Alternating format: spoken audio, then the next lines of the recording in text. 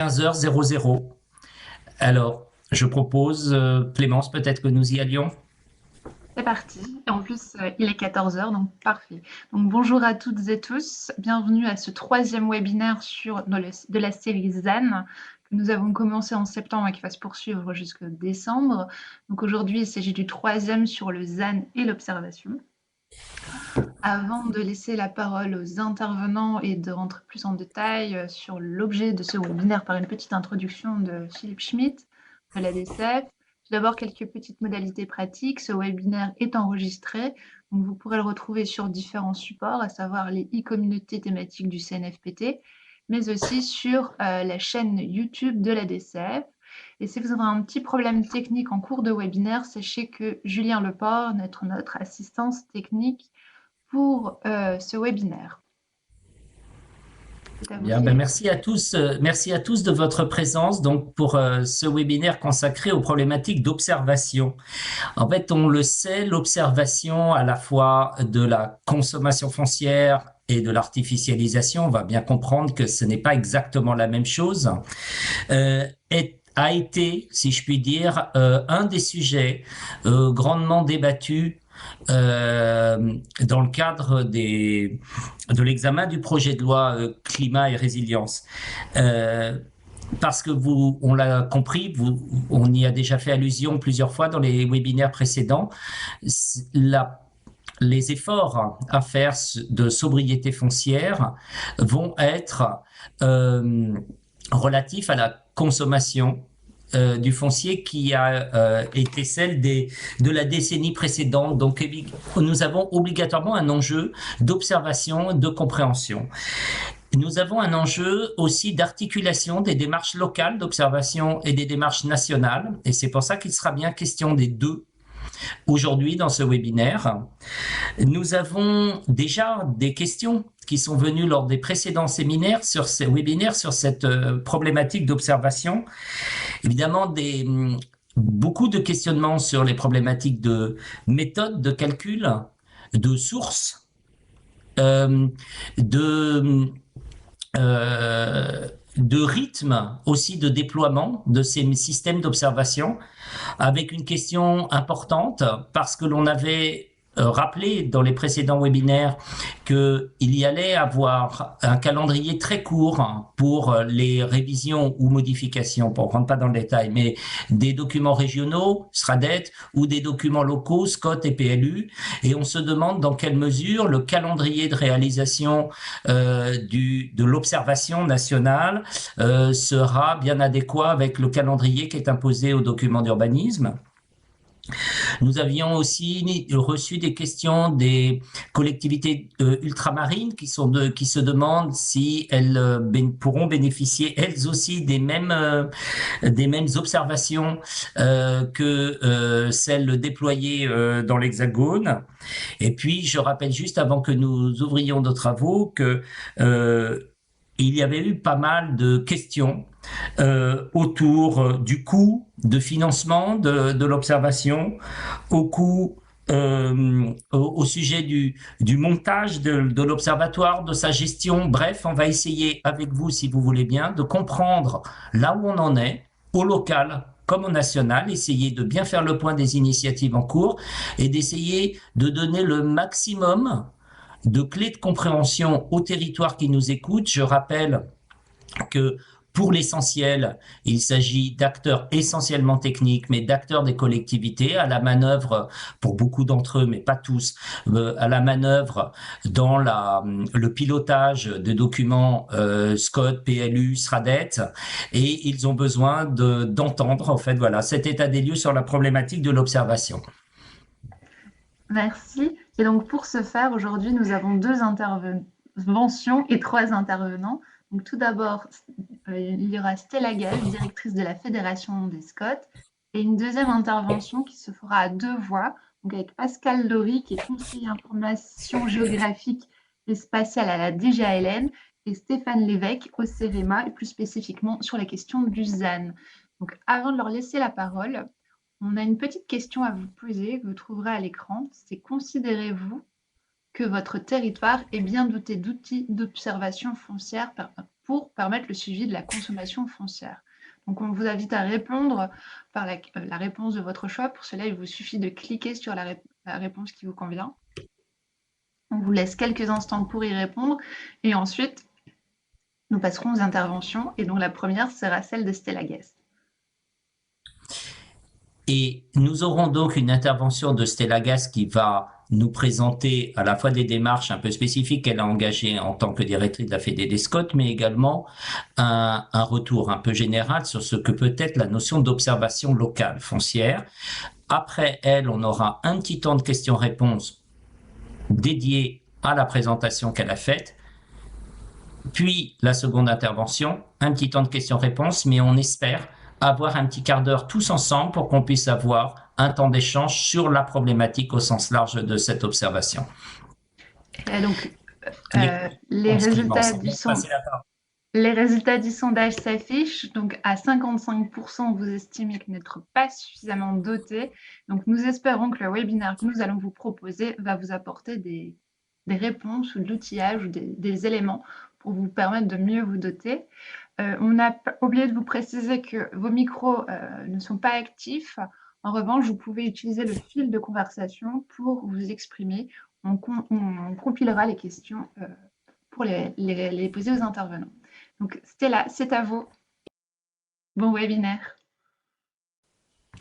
Merci beaucoup. Je me présente, Stella Guest, directrice de la Fédération des Scots. Les Scots en France, c'est 447 structures qui couvrent 84% du territoire national et 90% de la population. Je vous dis cela parce que en fait, c'est important que vous sachiez, quand je vais vous parler des éléments d'observation liés à ces outils, ce que ça représente comme couverture. Quand j'entends que vous dites que vous êtes à 55% pas outillé, du coup, ça interroge déjà par rapport à la couverture en SCOT. Alors, je démarre et peut-être avant de parler de l'observation liée à la loi climat résilience, la première chose qu'il faut se reposer comme question, c'est quels sont les enjeux en fait auxquels on doit répondre, parce qu'avant d'observer, il faut savoir ce qu'on vise et qu'est-ce qui existe déjà en matière d'observation dans les territoires sur ces questions de foncier. Donc, je pense que vous l'avez en tête quand la loi climat résilience a été discutée initialement, il était question essentiellement d'artificialisation et puis finalement la question des outils a amené les acteurs, que ce soit les parlementaires, les services du ministère ou les collectivités, à se dire qu'on n'était pas forcément mûrs sur les outils de suivi de l'artificialisation et que ce que savaient faire les élus dans les territoires et notamment ceux du bloc local, c'était suivre par l'observation locale la consommation du foncier. Et donc on s'est dit commençons déjà dans les 10 premières années de la loi par faire ce qu'on sait faire à travers un certain nombre d'outils, notamment les outils de planification, puisque la loi souhaitait qu'il y ait une descente en cascade à travers les outils de planification de l'objectif de la loi climat résilience. Et donc, on a regardé ce qu'on savait faire, consommation du foncier. Pourquoi est-ce que je dis on savait le faire? C'est que dans les fameux 447 structures qui portent des SCOT, en fait, elles ont l'obligation légale depuis de nombreuses années de travailler sur la gestion économe du foncier. D'abord, de regarder dans une vision rétrospective à 10 ans ce qu'elles ont déjà consommé pour pouvoir fixer dans le projet stratégique du territoire des objectifs de réduction qui sont inscrits dans la plupart des documents. Je vous rappelle, il y a 360 documents opposables en France et les autres sont en cours d'élaboration sur les 447 ou en cours de révision. Et donc, ces objectifs, ils existent. Cette vision rétrospective à 10 ans, elle existe aussi. Et certains, pour répondre aux nouveaux objectifs de la loi qui sont un peu plus récents, mais qui sont antérieurs à la loi climat résilience, en fait, on doit faire des bilans à 6 ans obligatoires sous peine de rendre son SCOT caduc. Et donc, on devait suivre et évaluer, faire un bilan de la consommation du foncier. C'est une des obligations qui était déjà inscrite dans la loi. Et donc, dans ce cadre-là, un certain nombre de territoires se sont dotés soit directement en régie d'observatoires locaux du foncier, ou l'ont sous-traité à leurs agences d'urbanisme, ou régulièrement font appel à des prestataires privés type bureau d'études pour suivre le foncier de leur territoire. En tous les cas, tous les 6 ans, ils tirent un bilan de cette consommation. D'ailleurs, vous le verrez dans les travaux qui seront présentés tout à l'heure par le CEREMA, quand on regarde la dynamique qui a été observée, on voit qu'entre 2009 et maintenant, globalement, on arrive à un endroit un peu de plateau où les élus ont économisé grosso modo 10 000 hectares par an depuis 2009 en termes de consommation du foncier. C'est une des parties visibles du travail qui a été mis en œuvre dans les territoires. Alors bien sûr, il y a une grosse différence entre les observatoires locaux qui sont menés dans les territoires depuis parfois des dizaines d'années par les élus et ce qui est fait à l'échelle nationale, puisque chaque territoire avait utilisé ses propres outils, défini sa propre méthode d'analyse du foncier. Ce qui est intéressant dans les observatoires locaux, c'est à la fois la proximité opérationnelle la proximité opérationnelle du suivi, sa vision rétrospective. Souvent, on peut comparer, on voit des trajectoires et c'est bien tout le sens de cette loi climat-résilience, c'est de s'inscrire dans une trajectoire. Et donc, ça permet aux élus d'avoir une gouvernance politique sur cette question d'observation du foncier, un pilotage politique et de pouvoir suivre la mise en œuvre de ce qui se sont dit dans leurs documents de planification. Bien sûr, tout cela est décliné derrière dans le PLUI qui doit être compatible avec la stratégie du SCOT et avec la déclinaison en urbanisme opérationnel, mais vous connaissez ça très bien, donc je ne vais pas forcément m'appesantir. Alors, comme on a tout ce travail donc déjà d'observation, de fixation d'objectifs, de vision rétrospective qui existe, on s'est demandé comment est-ce qu'on pouvait, dans une vision nationale et articulée avec les objectifs nationaux, essayer d'éclairer nos élus, parce que la loi climat-résilience, en réalité, c'est une continuité d'actions qu'ils menaient déjà, mais avec une marche très haute à monter dans un pas de temps très court. Et donc, on a une espèce d'accélération en fait du travail sur la gestion économe du foncier par rapport à ce qu'ils avaient vu, puisqu'avant ils n'avaient pas de cadrage chiffré de ce qu'ils avaient à faire dans leur territoire. Et donc on s'est dit, puisque les élus, notamment quand ils font l'exercice SCOT, qui, je vous rappelle, la compétence SCOT, c'est une compétence des intercommunalités, elle est mutualisée à l'échelle interterritoriale quand ils le décident, quand ils pensent que l'échelle de travail est plus pertinente à plusieurs EPCI. En tous les cas, quand on leur a demandé de travailler sur ces questions de gestion économique du foncier dans le cadre de leur compétence SCOT, on s'est dit mais comment on va les sensibiliser à la mise en œuvre opérationnelle de la loi climat-résilience, qui manquait un peu d'études d'impact, sur laquelle on avait besoin de leur montrer la hauteur de la marche. Donc on a décidé en partenariat avec l'UNAM, qui a fait un gros travail avec un chercheur qui s'appelle Samuel Depraz, qui est normalien, donc maître de conférence à l'Université de Lyon, de travailler sur des projections de l'INSEE pour regarder en fait les tendances démographiques et les besoins en logement à l'horizon 2030. On a sorti aussi les chiffres de l'artificialisation de l'Observatoire national pour les mettre à l'échelle de chaque SCOT. Et on a mis en place un petit outil que je vais vous montrer dans 2 minutes, qui permettait aux élus, en fonction, alors on n'a pas fait aujourd'hui que la partie logement, mais on envisage d'outiller encore plus les territoires dans les mois et les années qui viennent sur ces questions de foncier. On a mis à disposition gratuitement sur Internet un logiciel qui s'appelle objectifzan-.com, qui permet en fait d'ouvrir le débat avec nos élus et qu'ils puissent mesurer la hauteur de la marche qu'ils ont à parcourir par rapport à la trajectoire de consommation du foncier qui est attendue d'eux. Donc, en l'occurrence, sur la question de l'habitat, l'objectif étant qu'ils mesurent qu'ils ont un travail important à engager et qu'ils puissent discuter, en fait, des moyens d'y arriver. Donc, je vais partager du coup le logiciel pour vous faire une petite démonstration en direct de comment ça fonctionne, puisque vous pouvez aller voir. Alors, bien sûr, vous pouvez travailler avec, si vous êtes une intercommunalité, que vous avez un SCOT interterritorial, vous pouvez discuter avec votre directeur de SCOT qui peut prendre toutes les intercommunalités du territoire pour faire le test de manière cumulative sur le logiciel. À ce stade, l'entrée, elle est périmètre de SCOT, mais il y a bien 42% des SCOT qui sont à l'échelle des intercommunalités. Donc vous, ceux qui sont concernés, vous pouvez le faire directement.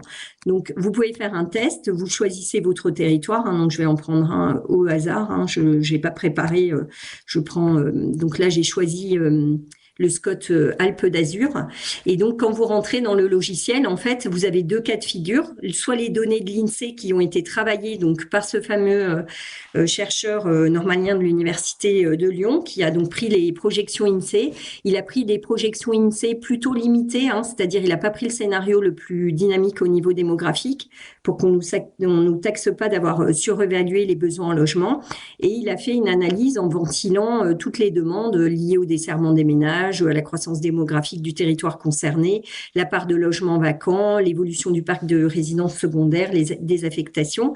Vous avez une petite explication de comment les éléments ont été travaillés hein, dans ce cadrage qui vous est présenté.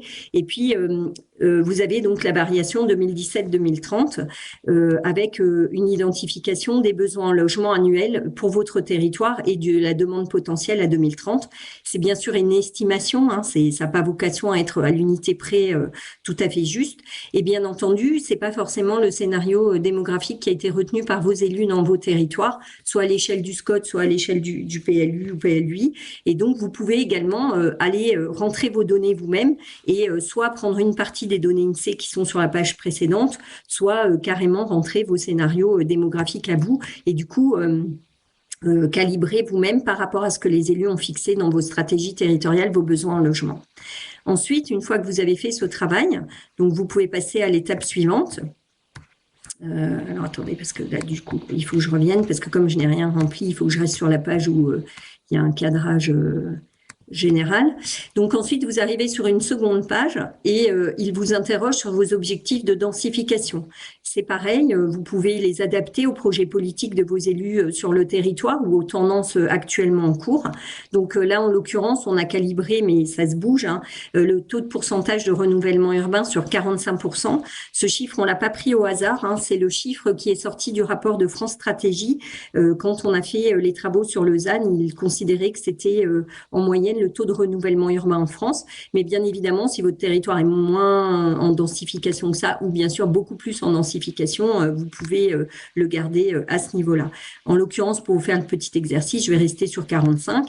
Et puis, vous pouvez aussi bouger le nombre de logements à l'hectare de votre territoire. En moyenne, dans les SCOT, on fait ce suivi de la densité et de l'évolution de la densité du territoire. Donc, vous pouvez aussi le moduler en fonction de ce qui se passe réellement sur votre territoire pour regarder par rapport aux projections 2030. Donc là, par exemple, je vais fixer un objectif à 30 logements par hectare. On est dans un territoire qui vraisemblablement a des zones un peu plus rurales et donc voilà, on a un équilibre entre zone urbaine, zone rurale à 30 logements par hectare, ce qui, je vous rappelle, est déjà élevé, hein, puisqu'en moyenne, dans les villages en France, on est de l'ordre de 10-12 logements par hectare quand on n'est pas très dense. 20, ça commence à être un objectif assez sérieux pour les territoires ruraux.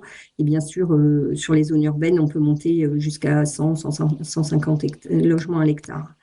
Donc là, on a ensuite sur la prochaine fenêtre rentré le potentiel foncier.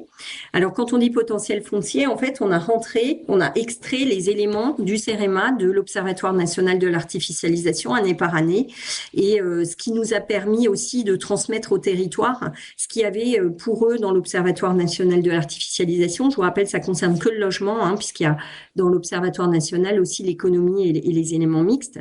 Et donc, ça permet à chacun de voir qu'est-ce qu'il a consommé par année et en global ce que ça fait. Et du coup, si on applique l'objectif national, je vous le conseille de manière un peu caricaturale, 50%, puisqu'il est censé être territorialisé. Du coup, on a regardé un peu ce que ça voulait dire concrètement pour ce territoire. Donc, ça permet d'avoir des données chiffrées qui sont comparables aux territoires voisins, parce qu'on a des observatoires locaux très fins qui permettent d'être vérifiés localement. Mais là, ce que permet peut-être l'Observatoire national, c'est la comparaison entre territoires. Et donc, en l'occurrence, pour ce territoire, ce qu'on voit, c'est que si ils veulent répondre à leurs besoins en logement et qu'ils ne font pas évoluer le niveau de densité par rapport à une densité, enfin, de renouvellement urbain, et que le nombre de logements par hectare reste à 30 logements par hectare, vraisemblablement, ils auront une difficulté à répondre à l'objectif qui est fixé par la loi. Donc, alors on permet aussi de nous envoyer les petits tests que vous faites, notamment si vous rentrez vos données à vous, ce qui nous permettra, parce que là, vous verrez, je vais vous montrer tout à l'heure, on a fait une cartographie qui montre comment on peut répondre avec plus ou moins de facilité à l'objectif de la loi par territoire de Scott. Si vous rentrez vos propres données, vous pouvez les enregistrer et du coup, ça nous permettra de voir le décalage entre les chiffres un peu uniformisés à l'échelle nationale sur la base du travail de l'universitaire et vos données propres de vos projets politiques locaux. On peut voir du coup des résultats. Donc l'objectif de cet outil qu'on utilise en interscot, par exemple aussi, c'est de montrer aux élus quand ils ont des PLUI récents, quand ils ont des PLU, quand ils ont des SCOT qui viennent de calibrer, de leur montrer en fait quelle est la marche à monter pour s'inscrire dans le rythme attendu par la loi. Donc, on va revenir peut-être, si tu veux bien, Clémence, au PowerPoint. Je voudrais juste montrer une carte pour terminer du résultat de cette observation qu'on a faite et de ce simulateur.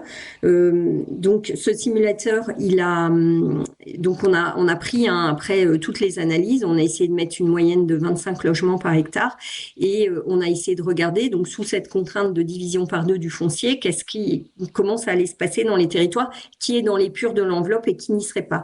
Alors, c'est bien sûr avant la prise en compte des projets politiques des élus, parce que je vous l'ai dit, on l'a fait sur la base du travail du chercheur qui est aujourd'hui directeur de recherche de l'ESPI.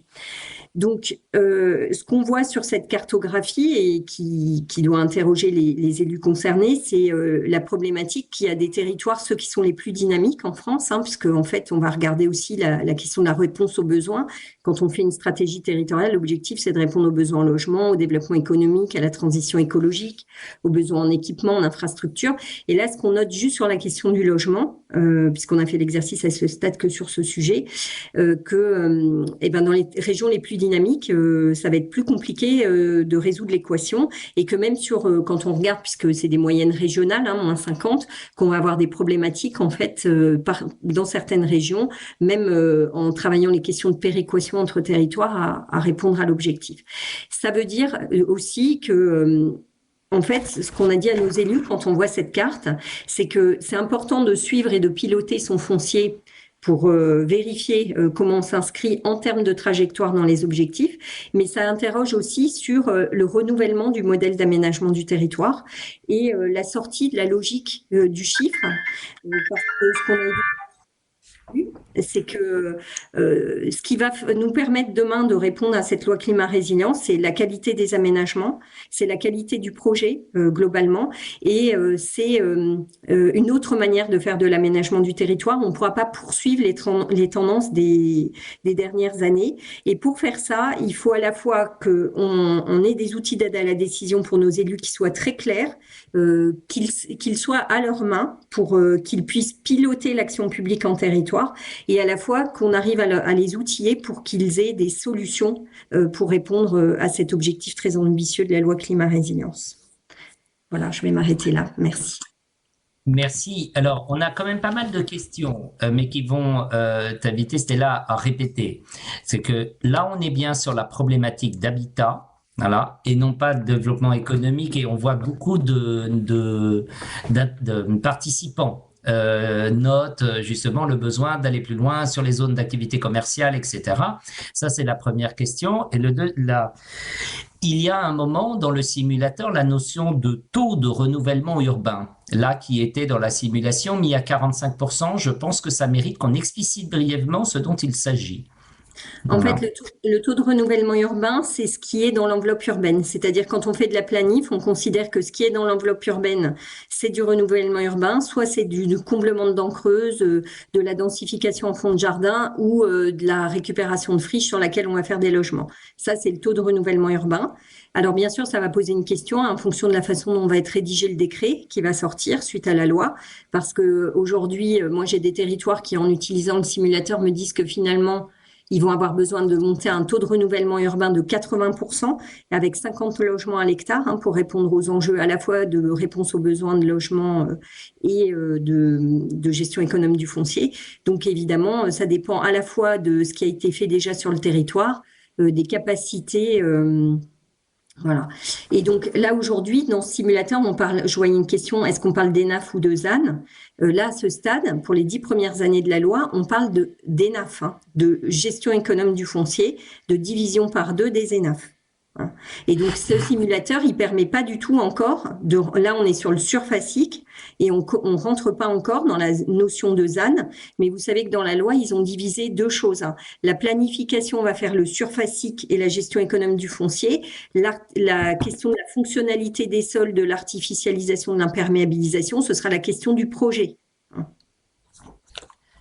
Mais on pourrait peut-être demander si à ce stade, il y a des questions à poser à Stella Gass avant qu'on passe à la deuxième présentation, à l'issue de laquelle on aura vraiment un temps d'échange.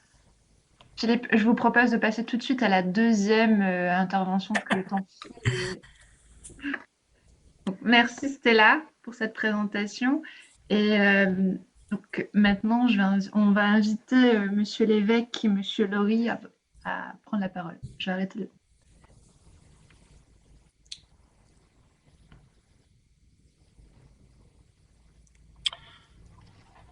Oui, bonjour à tous, vous m'entendez? Très bien, c'est à vous. Donc, si on peut passer à la première diapositive. Donc, je vais tout d'abord me présenter. Donc, Pascal Laurie, je suis conseiller information géographique et spatiale auprès de la DGALN et plus particulièrement en charge, donc je suis directeur de projet de l'Observatoire de l'artificialisation des sols. Donc, on se propose avec Stéphane Lévesque de vous partager quelques diapositives.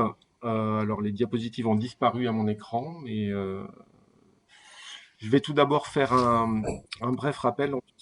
Voilà, très bien. Excusez-moi, Je vais tout d'abord si faire Monsieur l'évêque un bref rappel sur les enjeux de l'artificialisation. Alors, si vous pouvez passer à la diapo suivante, parce que là, ça ne passe pas. J'arrive pas à faire défiler le diapo s'il est coincé. Est-ce que Monsieur l'évêque, vous pouvez partager votre document, votre écran? Je vais partager mon écran. Je vais l'ouvrir, je partage mon écran, parce qu'il y a un petit problème technique. J'arrive pas à faire défiler le PowerPoint. Un instant. Donc, c'est pas très grave. Je vais commencer sur les premières diapos. Je télécharge via notre canal.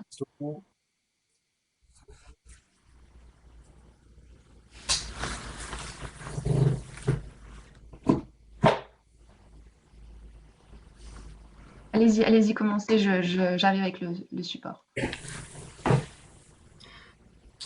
La première diapositive était sur les enjeux. Donc, en fait, c'est un simple rappel pour vous, parce que j'imagine que ces enjeux, vous les connaissez, les enjeux de l'artificialisation et les principales conséquences, hein, les enjeux en termes de biodiversité, d'autonomie alimentaire, d'imperméabilisation des sols et donc de risques inondations, risques environnementaux, mais aussi de budget pour les ménages, pour les collectivités, avec aussi un sujet sur les émissions de gaz à effet de serre au travers des déplacements domicile-travail.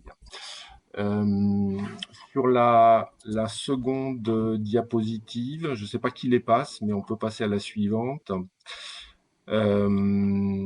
Donc la définition, donc ça a été rappelé par Stella Gass. Il y a deux volets en fait dans cette définition de l'artificialisation qu'on trouve au travers de la loi climat et résilience. Donc il y a un volet qui est une définition qui est assez générale donc, sur le processus et l'atteinte durable aux fonctionnalités des sols. Donc ça c'est plutôt une définition qui va s'appliquer au stade des projets. Et puis ce qui nous intéresse plus aujourd'hui, c'est la définition qui va être utilisée dans le cadre du bilan du ZAN, et notamment qui va permettre le calcul du solde entre les sols artificialisés et les sols non artificialisés. Donc c'est la définition qu'on va utiliser au travers des documents, des calculs qu'on va pouvoir faire dans les documents d'urbanisme. Donc là, je ne vois plus du tout les diapos, mais je continue tout de même. Donc, la définition qui a été stabilisée et qui est à utiliser au travers des documents de planification et d'urbanisme, elle précise bien ce qu'on entend par sol artificialisé et sol non artificialisé. Donc, on parle bien d'état des sols, donc on n'est on n'est pas sur un changement, on est bien sur une définition qui caractérise l'état.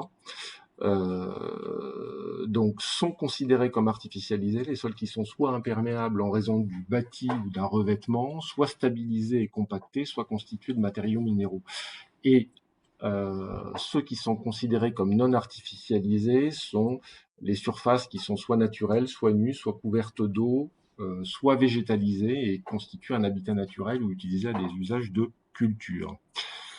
Donc en fait, le législateur a bien précisé également ce qu'il entendait par désartificialisation et aussi par artificialisation nette. En fait,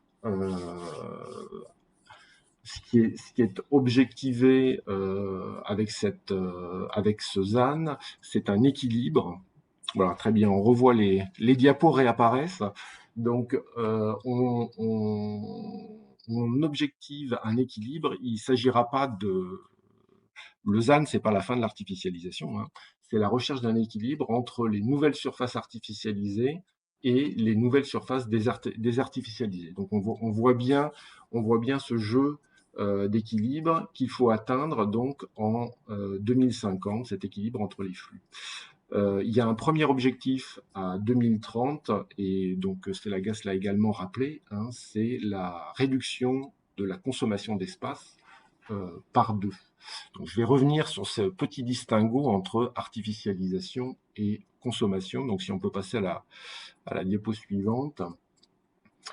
Cette trajectoire ZAN, donc, elle est à intégrer dans les documents de planification, hein. Et pour cela, donc, on a besoin de, comme le dit la loi, des 10 ans, d'avoir des éléments sur la consommation, ultérieurement sur l'artificialisation, sur les 10 ans qui précèdent la promulgation de la loi. Donc il y a une première phase qui est de faire ce bilan.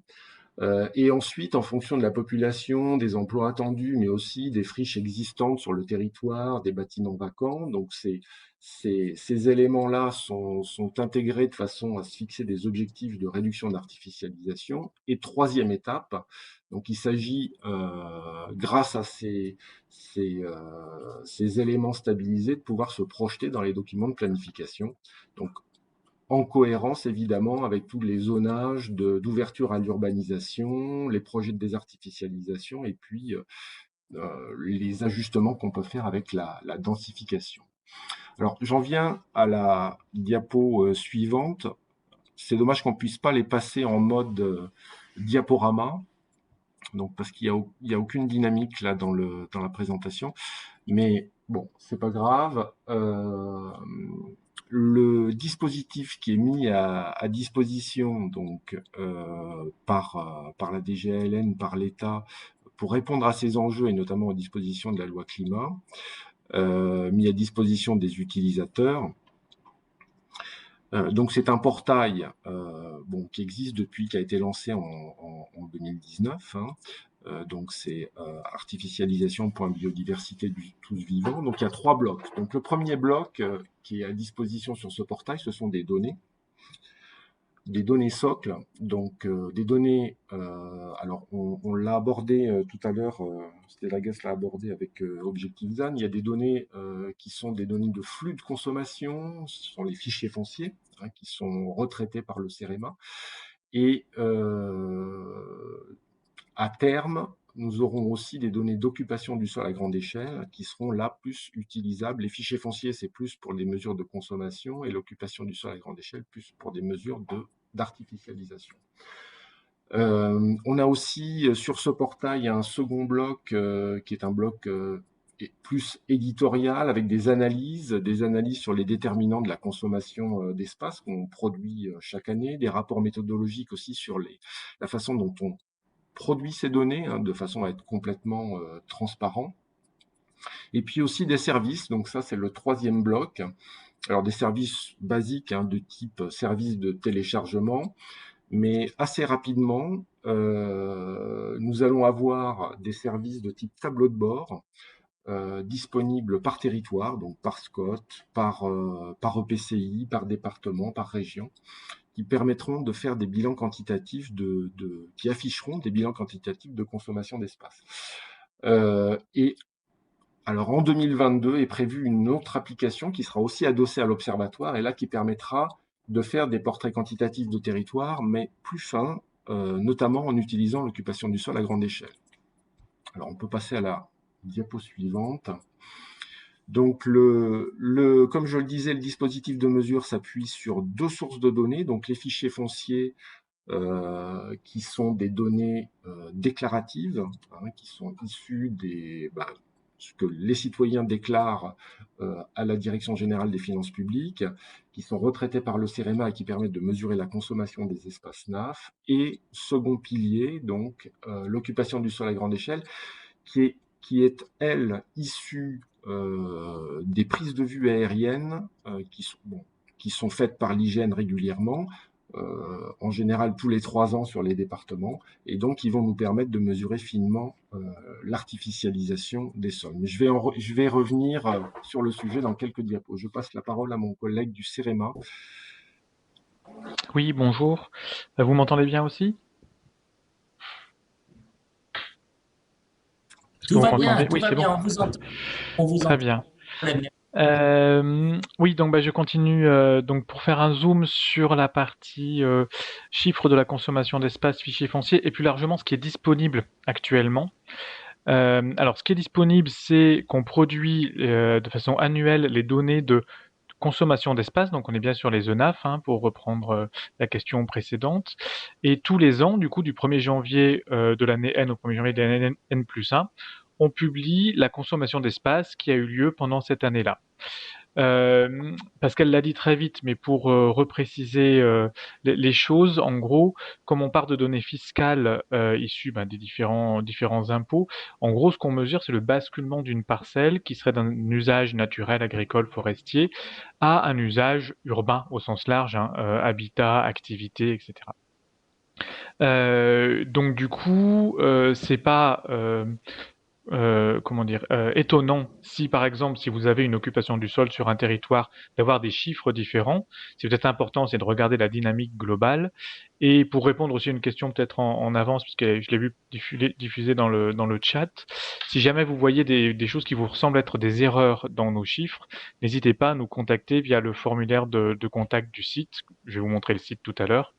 Et on regarde, voilà, l'idée c'est de regarder un peu au cas par cas, et parfois on corrige nos données quand on peut avoir des biais un peu trop gros sur certains sujets. Voilà, donc j'y reviendrai, je vous ferai faire le tour du site dans 2 diapos. Donc pour dire ce qui est disponible, donc ce sont ces données, donc on les fournit à la commune, vous voyez les copies d'écran là qui sont sur la diapo en cours. Donc ce sont des données statistiques de flux de consommation d'espace par année à la commune, et donc ça démarre en 2009, donc du coup on a une rétrospective de plus de 10 ans. Alors, si je puis me permettre, Stéphane, ce sont des analyses provenant des fichiers fonciers, donc ne concernent que les espaces cadastrés, si je puis dire, et donc qui de fait écartent une partie de la consommation et notamment les enjeux d'infrastructure, etc. Alors, je vous montrerai le rapport méthodologique qui est assez gros, parce que en fait, on essaye de rétablir un certain nombre de biais par rapport au fait de prendre les fichiers fonciers bruts, notamment sur la partie routière. Par exemple, si c'est un lotissement qui a création de route, ça, on peut le repérer, parce que du coup, on a un basculement, certes, dans du non cadastré au bout d'un moment, ou selon si les routes appartiennent à la copro du lotissement ou pas, d'ailleurs. Mais on essaye de suivre un certain nombre de choses, et donc sur la partie routière, on prend pas tout en compte. En effet, les grandes infras dans le domaine public, on les prend pas en compte. Par contre, on essaye de rétablir un certain nombre de biais sur les infrastructures routières plus petites. Voilà, c'est pour répondre très rapidement sur ce sujet-là. Et du coup, je vous montrerai le rapport méthodologique. On a essayé de documenter au maximum, parce qu'en effet, ce choix-là d'utiliser les fichiers fonciers comme source pour mesurer la consommation d'espace, ça avait l'intérêt d'être uniforme au niveau national, y compris l'outre-mer. À part Mayotte, on a les données en outre-mer. À Mayotte, ce qui est compliqué, c'est qu'on n'a pas les fichiers fonciers à la base. Et du coup, donc, ça donne un calcul uniforme sur l'ensemble du territoire national, annuel aussi, puisqu'on a les nouveaux fichiers fonciers tous les ans. et à une maille de base parcellaire, ce qui nous permet, c'est pour ça qu'on donne des chiffres statistiques pour gommer un peu les différences qu'il pourrait y avoir et quelques biais au niveau parcellaire, mais ça nous permet du coup d'avoir ces flux à la commune ou au carroyage. Donc c'est les raisons qui ont fait prendre cette donnée comme entrée pour calculer la consommation d'espace. Voilà, on pourra en parler avec Pascal après, mais l'idée c'est pas de s'imposer de façon unilatérale non plus, hein. C'est pouvoir fournir des données, notamment aux territoires qui n'en auraient pas, ou comme données de comparaison entre plusieurs territoires. Si on peut passer à la diapo suivante, comme ça je vous montre, on les fournit aussi en carroyage, hein, vous l'avez sur la petite imagette de gauche, donc des carreaux de 1 km par 1 km, donc toujours une donnée statistique mais qui permet parfois d'être plus fin en termes d'analyse que la commune, que le contour communal.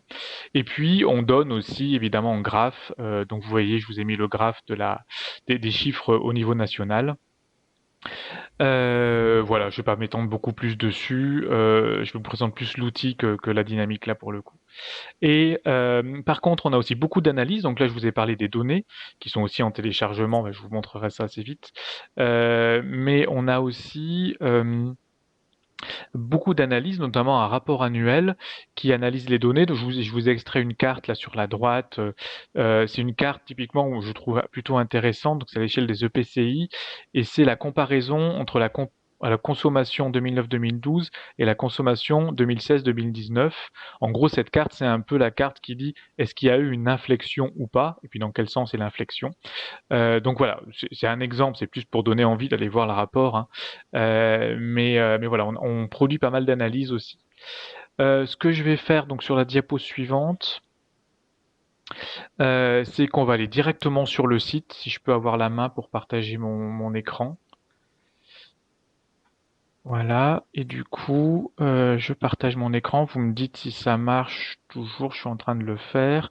Mon navigateur, est-ce que vous voyez bien mon navigateur? Ça fonctionne, Super. ça fonctionne. Je On est préfère avec m'en vous. assurer. Donc là, je vous envoie je vous montre le site, le portail de l'artificialisation des sols, donc sur lequel on diffuse les données. Alors on va aller, ça va être court, hein, mais je vais vous montrer les données. Donc les données au 1er janvier 2020, juste pour vous montrer qu'on a la cartographie dynamique. Là, je vous l'ai montré en copie d'écran à la commune. Alors la cartographie est que sur la métropole, on va mettre en place des outils pour l'outre-mer, mais voilà, on avance petit à petit. Et on peut télécharger toutes les données ici. Le SHP, c'est le shape, c'est un format SIG, et en CSV, c'est un format qui peut s'ouvrir avec Excel ou LibreOffice. Et puis on peut télécharger le descriptif des données. Et si je remonte un peu en haut de cette page, vous avez ici le rapport méthodologique qui explique précisément comment sont traités les fichiers fonciers, notamment il y a une annexe du rapport qui est intéressante sur tous les objets un peu questionnants, panneaux photovoltaïques, les serres, tout ça. Ça permet, à chaque fois, on a une annexe assez courte qui dit si c'est pris en compte ou pas et de quelle façon. Voilà, donc du coup, c'est cette page-là qui permet d'accéder aux données. Ensuite, on a une page qui permet d'accéder aux différentes analyses. Donc je vous les montre aussi, avec une synthèse en corps de texte. Et puis quand on clique sur le rapport, on peut télécharger tout le rapport, donc je vous en avais extrait un. Et puis on a mis aussi les cartes et les infographies en qualité importante et directement téléchargeables les unes les autres pour que ça puisse être réutilisé. Voilà, l'idée c'est que tout ça, alors les données sont en open data officiellement, mais c'est pareil pour les cartes et tout ça, on libère le plus possible ce qu'on produit. Si je reviens, alors je vais revenir sur le haut du site. Excusez-moi, j'espère que je vous donne pas mal à la tête à faire défiler comme ça. Je vais, du coup, donc voilà, je me suis centré sur les données actuellement disponibles sur la consommation d'espace. Je vais vous montrer aussi peut-être qu'on a d'autres choses de disponibles, comme, alors vous voyez, je vais balayer plutôt les rubriques. Vous voyez qu'il y a une rubrique carte aux friches pour ceux qui connaissent l'outil d'inventaire national des friches, donc qui est aussi documenté sur ce site-là. On parlera de l'OCSGE après, mais du coup évidemment qu'on documente le projet OCSGE là-dessus. On a une foire aux questions que vous voyez, là je vous la montre, voilà, qui permet aussi de répondre à un certain nombre de questions. Et puis on a aussi différentes ressources sur les bases de données.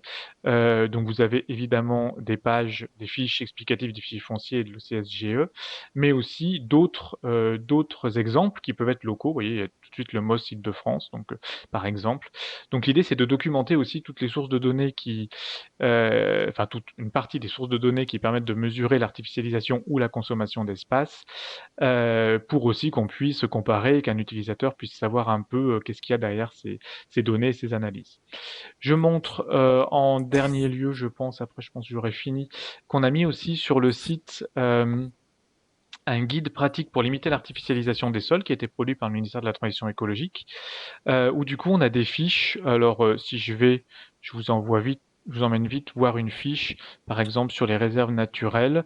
Donc en fait on peut cliquer, vous voyez il y a une série de fiches, je peux cliquer sur l'outil réserve naturelle.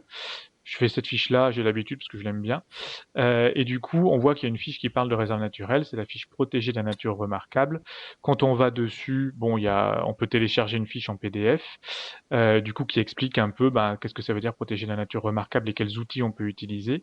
Et puis avec des exemples territoriaux, vous voyez là sur une réserve naturelle régionale et une nationale. Je fais très rapidement. On a la même chose dans les territoires, c'est le même guide, mais avec une entrée territoriale. Vous voyez qu'on va retrouver, si je vais par là, notre réserve, elle était où? Voilà, réserve naturelle régionale du Val-et-Coteaux de Saint-Rémy, donc qui est rattachée à la fiche protégée de la nature remarquable, et à laquelle on peut accéder directement depuis la carte. Bon, c'est très rapide. Je vais arrêter le partage. C'est pour vous montrer qu'il y a ce site, si on peut du coup remettre le diaporama, c'est pour vous montrer, voilà, sur ce site, il y a beaucoup de ressources, les données, mais pas que, des analyses, des explications sur le projet, etc. Alors, Là, je vais attendre que ça revienne. Oui. je ne sais pas si vous voyez, mais il y a pas mal de questions.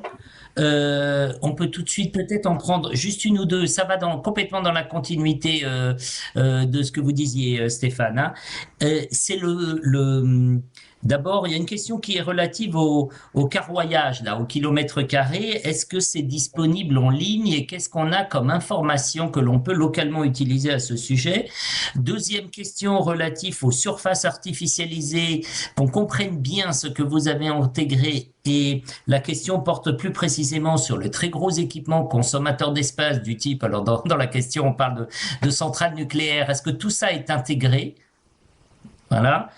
On a une troisième type de question, c'est le format de ces données, à savoir si il est possible après de les intégrer dans les SIG. Voilà. Est-ce que déjà ces trois questions vous suffisent peut-être? Ok. Oui, si vous voulez Oui, bien. Je pense que c'est dans la continuité de vos propos. Oui, sur le carroyage, donc toutes les données sont de toute façon disponibles en téléchargement avec plusieurs formats. Sur le carroyage, et dans les deux cas, pour répondre peut-être à la dernière question en premier, il y a le format SIG en Shape, et puis un format CSV, donc un format tableau qui s'ouvre dans Excel ou LibreOffice Calc, selon le logiciel qu'on utilise. Et pour le carroyage, c'est pareil, que ce soit à la commune ou carroyage, on peut télécharger la couche ou directement les données en tableau. Et donc, dans les deux cas, ce sont la même chose, c'est juste le découpage qui change, hein, c'est la nouvelle consommation d'espace par année.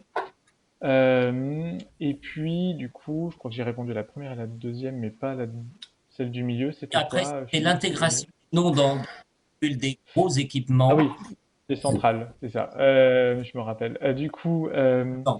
oui, alors normalement, il y a tout. Alors, faut regarder peut-être le rapport là sur les centrales. Je pense pas qu'il y a un point particulier.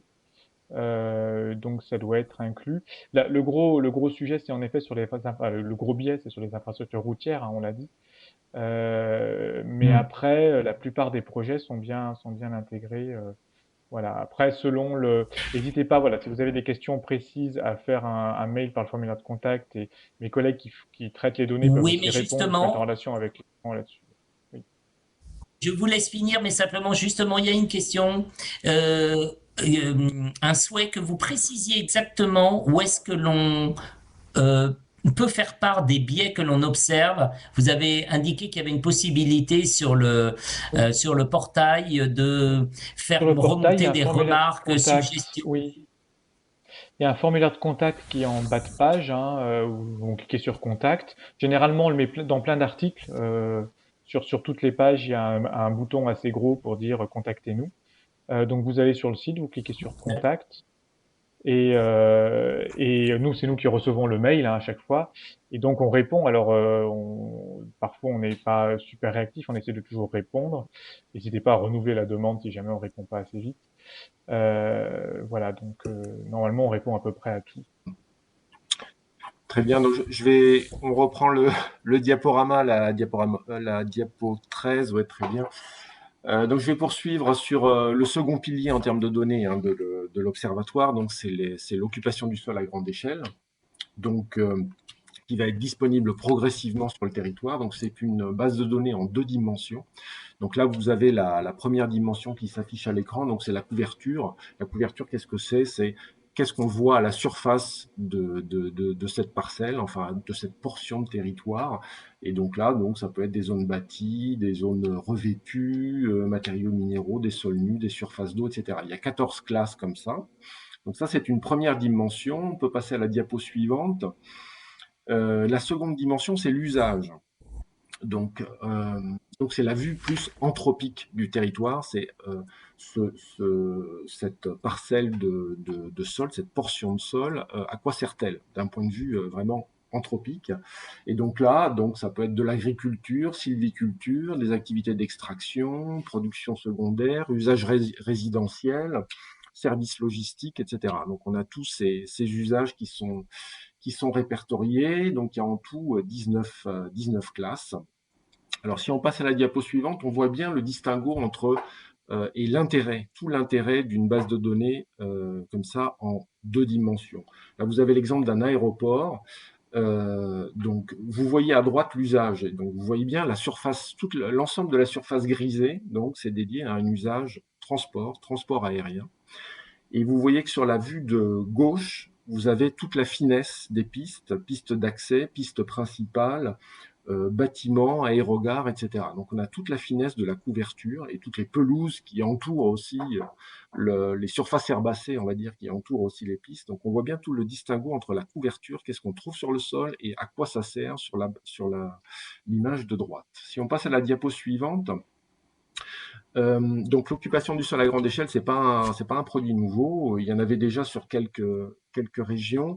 En fait, ce qui change, c'est que l'IGN, qui est le maître d'œuvre, qu'on a désigné comme maître d'œuvre pour cette opération, le produit à base d'intelligence artificielle. Alors pourquoi l'intelligence artificielle? C'est pour aller plus vite, pour produire plus et pour produire à moindre coût.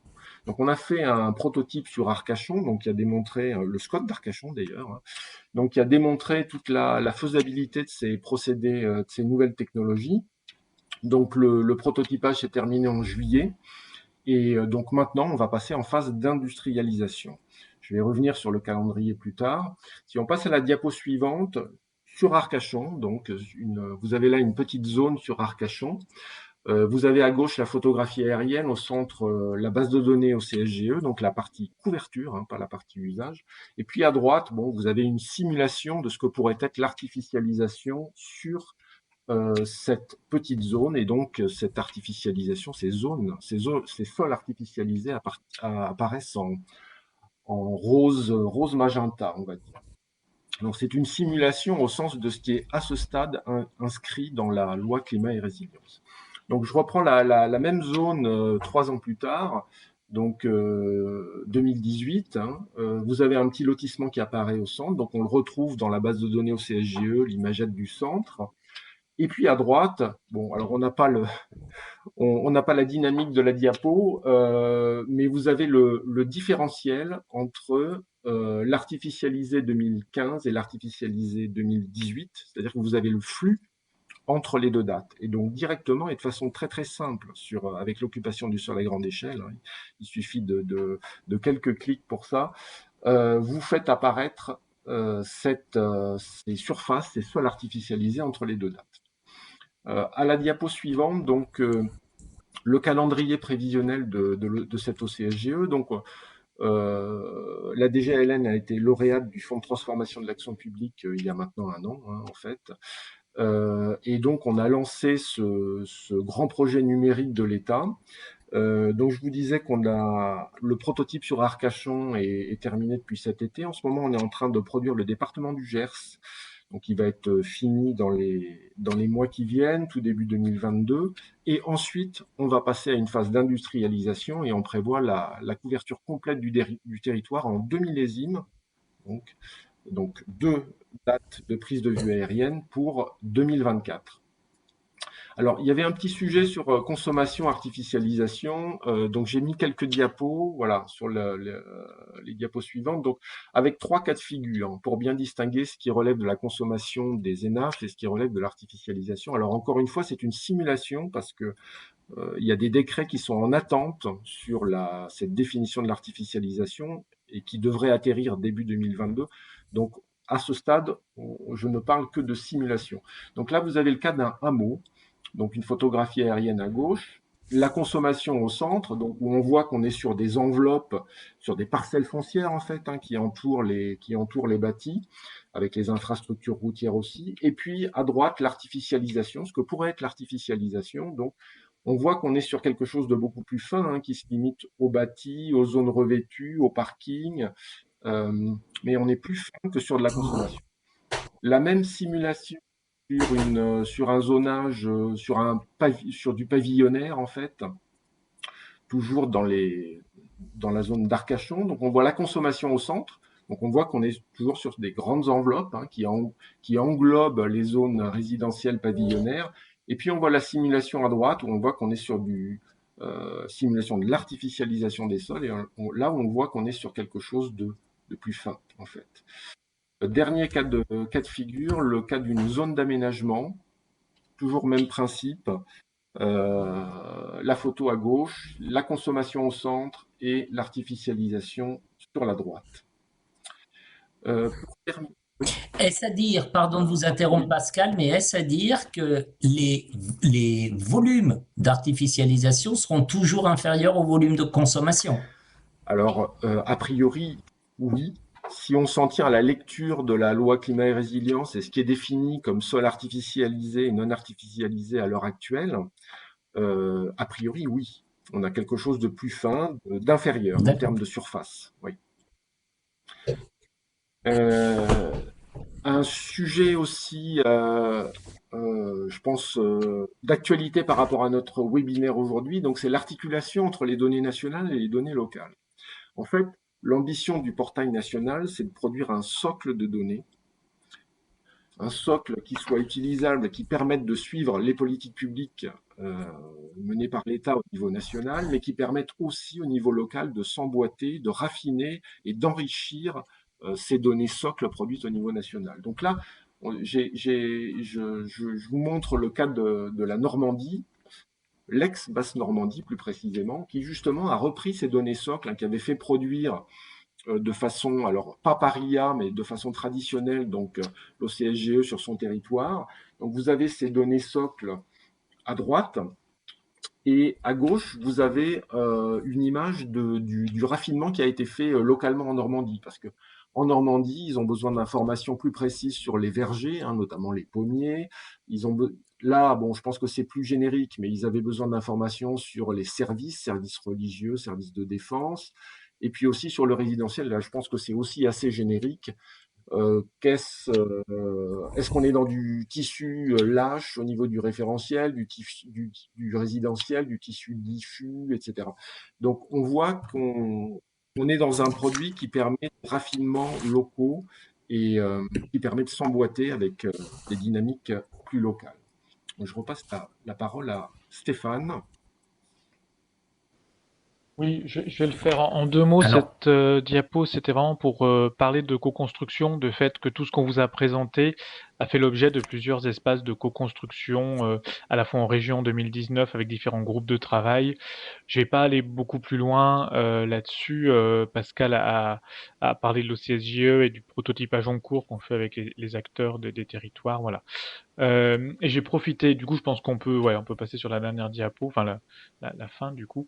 Mais je me permets du coup comme j'ai vu dans le chat quelques questions par rapport à aux chiffres de consommation d'espace issus des fichiers fonciers pour juste dire deux choses. J'ai vu passer que la parcelle était prisonnière de son usage, entre guillemets. Oui, mais on parle bien de consommation d'espace, c'est-à-dire qu'en effet, on ne sera pas dans le détail, mais c'est pour ça qu'on parle de consommation d'espace et pas d'artificialisation dans les chiffres qu'on donne actuellement. Et comme Pascal l'a montré avec ses comparatifs sur l'artificialisation, on ira plus finement pour permettre de notamment mettre en valeur la renaturation, les espaces verts, etc. Et puis, autre élément de réponse par rapport au parcellaire, c'est juste pour dire, mais très rapidement, que s'il y a un petit bâtiment sur une grande parcelle et que la grande parcelle n'est pas forcément consommée, on rétablit aussi là-dessus, c'est-à-dire qu'on compte pas forcément à chaque fois toute la parcelle, quoi, hein. Voilà, bon, les cas sont un peu, ça va dans le La détail, mais consommation. en termes de consommation, on compte pas forcément toute la parcelle consommée, En termes de ouais, consommation. si la parcelle est très grande. Mais en revanche, sur l'artificialisation, il y a un certain Stéphane Loret qui a écrit une question. Je voudrais qu'on la lise ensemble et puis on approche de la fin et que Stella aussi nous rejoigne pour qu'on ait quand même une petite minute sur articulation locale nationale. Stéphane Loret nous dit: cela veut-il dire que s'il y a un bâti de 100 mètres carrés sur un terrain de 300 mètres carrés, ça revient même au titre de l'artificialisation, au même qu'un bâti de 100 mètres carrés sur un terrain de 1000 mètres carrés. On est d'accord? Ce sera 100 mètres carrés d'artificialisé, quelle que soit la taille de la parcelle sur laquelle est implantée la construction. Est-ce que vous me suivez dans la question? Alors oui, ce qui entoure le bâtiment, bah, ça va dépendre du revêtement qui entoure le bâtiment, hein. Si c'est un gigantesque parking, ce sera de l'artificialisé. Si c'est de l'herbacé, ce sera pas artificialisé. Encore une fois, au sens de la loi climat et résilience telle au stade où on en est aujourd'hui, quoi, hein, en attente du décret d'application qui doit paraître début janvier. Ok.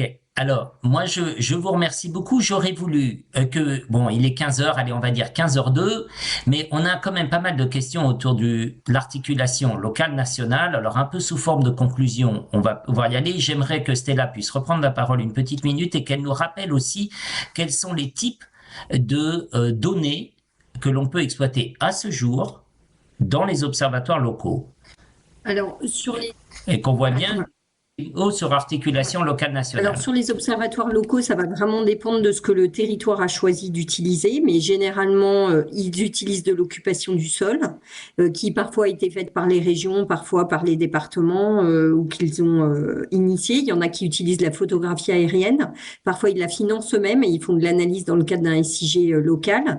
Certains complètent ces analyses un peu macro par du suivi des permis de manière très fine, hein. Vous êtes quasiment tous dans les intercommunalités instructeurs des permis, soit à l'échelle communale, soit intercommunale. Vous pouvez donc récupérer toutes les données d'évolution du territoire et des différents motifs. Donc, en fait, en superposant les données, vous pouvez faire un suivi très fin. Et je vous rappelle, sur la vision rétrospective, c'est une obligation légale dans les SCOT de faire l'analyse à moins de 10 ans. Donc, elle existe normalement dans beaucoup de territoires en France, quasiment 84% du territoire national, hein. Et donc, vous avez beaucoup de données. Sur l'articulation entre observation locale et observation nationale. L'observation nationale, elle est macro. En tous les cas, tant qu'on n'aura pas l'OXGE, et même l'OXGE, il aura un décalage de 3 ans à l'échelle nationale. Donc, il y a un enjeu à avoir un suivi local fin. Nous, on avait demandé une labellisation de ces suivis pour qu'on soit clair, qu'il soit qualitatif.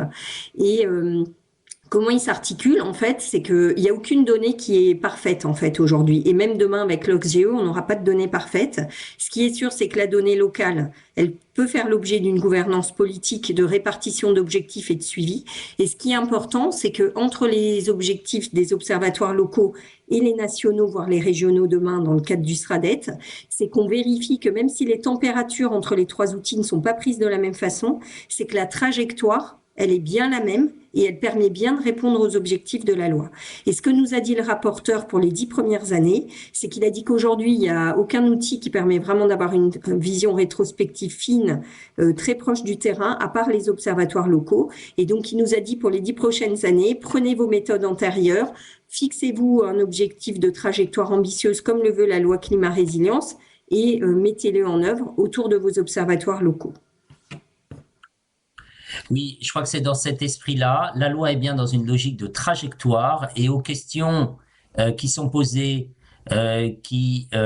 justement, enfin, les questions portent sur la primauté de l'Observatoire national sur l'Observatoire local ou inversement. Je crois qu'on peut dire que ce qui va être analysé au titre de la légalité, c'est vraiment la logique de trajectoire. Pascal Laurie et Stéphane Lévesque, qu'est-ce que vous pouvez nous dire un peu sous forme de mots de conclusion? Parce qu'on aime bien être à l'heure. Et moi, on conclura en revenant sur la question qui vient d'être posée, à laquelle vous avez tous répondu, en vous remerciant d'ailleurs. Mais allez-y, si vous voulez bien conclure un peu en rebondissant sur cette articulation locale, nationale. Oui, je voudrais rebondir sur les propos de Stella là. Bon, effectivement, il n'y a pas de base de données parfaite. Je pense pas que ça n'existe. Ça existe d'ailleurs, une base de données parfaite. Pour autant qu'on s'entende sur le terme parfait. Et donc la carte à l'échelle 1-1 n'existe pas. Hein, c'est toujours ce que j'ai l'habitude de dire.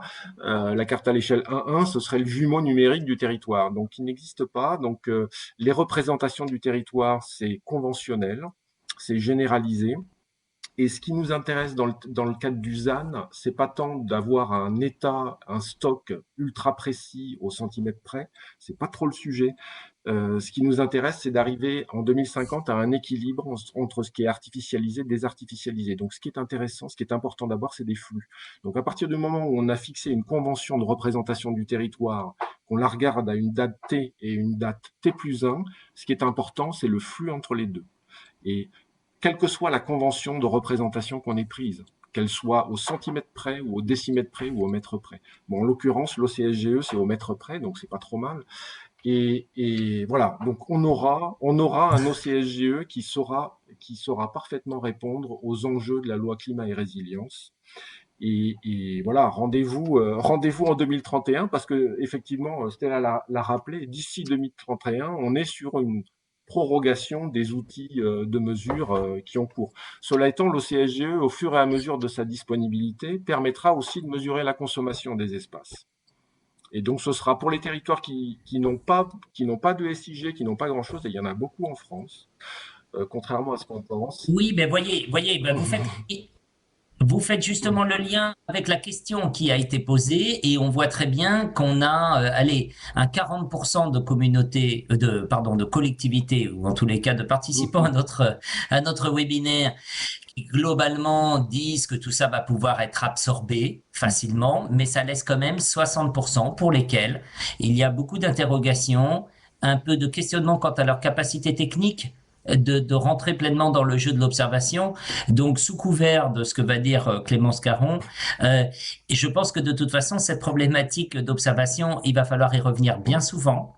C'est-à-dire que je pense que même dans les 6 ou 8 mois qui viennent, il y aura déjà des grandes avancées et qu'il faudra qu'on soit tous très, très vigilants à pouvoir bien comprendre au fur et à mesure tous les outils qui sont en cours de développement. Un petit mot pour conclure avant que Clémence Caron de ferme ce webinaire. Stéphane Lévesque, un petit mot de conclusion peut-être avant de raccrocher. Urbanisme, Scott PLUI, donc avec le bilan de la consommation d'espace ou de l'artificialisation et puis les projections, ce qui est important, c'est de bien documenter la méthode que vous utilisez, les données que vous utilisez. Pour moi, c'est ça. Pascal l'a dit de toute façon, et puis tout le monde l'a dit, on n'est pas dans une situation, on peut dire, il y a cette base qui est parfaite qu'on peut utiliser. Donc après, chacun voit comment il utilise avec ses partenaires et ses enjeux techniques et politiques. Mais pour moi, il faut vraiment documenter la méthode et en 2031, quand on fera le bilan pour savoir si on a divisé par 2 ou pas, se rappeler de la méthode qu'on a utilisée pour utiliser la même aussi. Voilà, donc c'est vraiment cette question de documenter. Ça ne sera pas parfait, mais documentez bien ce que vous faites, quelles que soient les données que vous utilisez. Alors, vous êtes des agents de l'État, tous les deux, même dans des organismes. Enfin, bon, bref. Est-ce qu'on peut considérer que les services déconcentrés de l'État auront bien la même lecture que celle que vous venez de donner, à savoir ce qui est important, c'est la trajectoire, et on reconnaîtra, du moment que la méthode est bien précise et affirmée, et on reconnaîtra la méthode, j'ai presque envie de dire, quelle qu'elle soit, du moment qu'elle permet de rendre lisible la trajectoire. Une question bien délicate. Bon, c'est une question piège, on la garde pour la prochaine fois. Mais parce qu'on n'aimerait pas, si vous voulez, que sur ces problématiques d'observation, c'est pour ça qu'il était important d'en parler, sur ces problématiques d'observation, il y ait une tension entre l'État et les collectivités au moment où justement il y a besoin d'élaborer ces documents d'urbanisme, Je quoi. peux juste, Oui, je peux sur juste la témoigner, méthode. moi, j'ai pas du tout de relation hiérarchique avec les services déconcentrés de l'État en tant que CEREMA, hein. Mais je peux juste témoigner que quand il y a des réunions avec les services déconcentrés de l'État, le discours tenu par Pascal notamment, est bien celui de dire, eh ben, il y a des données différentes, il faut voir la complémentarité, et pas du tout de dire prenez les données de l'observatoire et si vos interlocuteurs ne le font pas, mettez un avis négatif, quoi. Ce serait un peu contre-productif de dire ça. Voilà, donc du coup, je peux juste dire que voilà, le discours tenu pour l'entendre aussi est quand même un discours de partenariat autour de ces données. Merci à vous.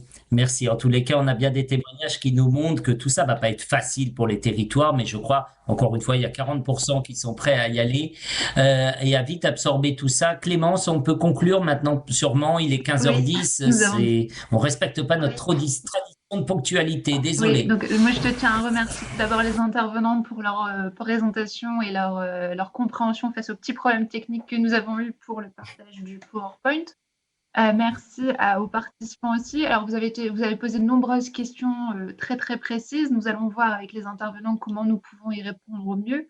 Et quoi qu'il en soit, et au regard des réponses que vous nous avez fournies aux 2 sondages qui se sont affichés, il s'agit d'un premier webinaire sur l'observation qui va appeler d'autres actions sur le sujet parce qu'on n'en est qu'à nos débuts. De toute façon, enfin, je pense que vous l'avez compris au regard des travaux qui se mettent en place. D'autres actions vont se tenir sur le sujet. Donc aujourd'hui, c'était le 3e épisode de notre série de 6 webinaires. On se retrouve dans 15 jours. Il me semble que c'est le 5 novembre pour parler sol et ZAN. Donc rendez-vous dans 15 jours. D'ici là, portez-vous bien et à très bientôt. Au revoir et merci à tout le monde. Merci. Merci à tous.